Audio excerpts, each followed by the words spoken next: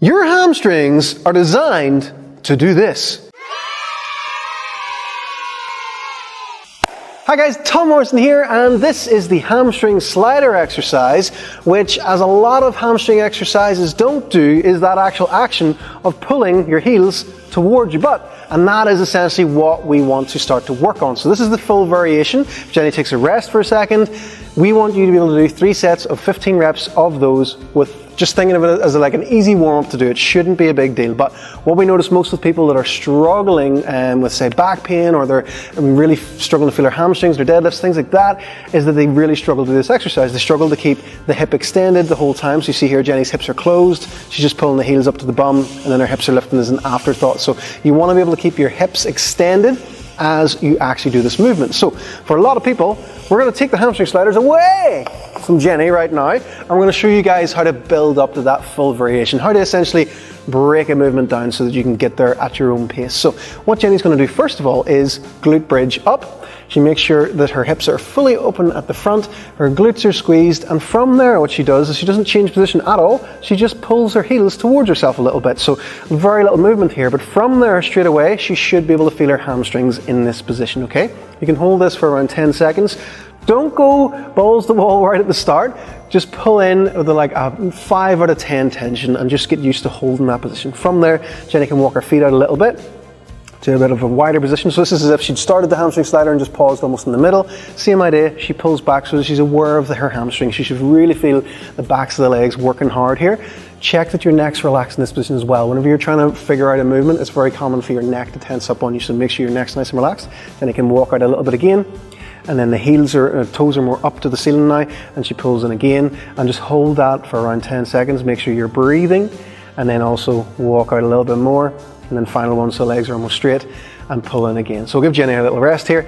That's actually still quite challenging in its own, but it's not as challenging as actually pulling everything up, okay? So that's a great way to build that tension up. You can practice that as often as you like, and it really gives you a good feel for your hamstrings and will lead you to the slider eventually.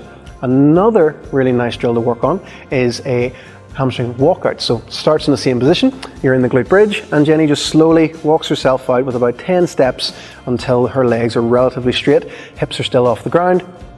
The hamstrings have to work in this position the whole time, and she just walks herself back in. So she's trying to keep the hips locked up the whole time. There's actually a nice little anti-rotational core element to this as well, because you're doing one side at a time. So it's a really nice one to start working on. If at any point that you cramp, shake it off, don't worry about it, you'll be fine. Just give yourself a rest. It's just the muscles actually trying to learn what to do in the position, so cramps are actually a good thing if you're starting to experience them. So that is your hamstring walkout as well. So first one is just holding the positions and pulling the heels back so that you feel the hamstrings working. This is more of an active one where you're walking out. Awesome. And then the last one, give Jenny a wee break for a second because these are still challenging.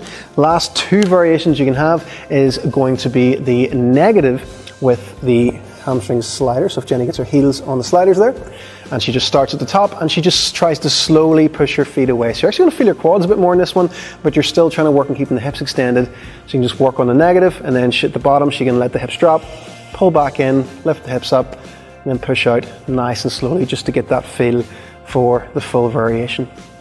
Awesome. Pause at the end a wee bit, and then let the hips come down, pull it back in. And this is actually your last variation as well. It's just pulling the heels with the hips down, okay? So this is what most people do at the start. The hips are down and they just pull the legs up, but it's just to get your feeling for the hamstrings. So she pulls up, focus on the hamstrings, bridge at the top, bridge back down, straighten out, pull the hamstrings. That's just a few different ways you can break down a more complex movement into more manageable bite-sized chunks so that you can get the feel for it from different angles until you're able to do a few reps of the full variation. You can't really burn yourself out in these, so just test them all out. Do at least 3 sets of 10 reps of each variation.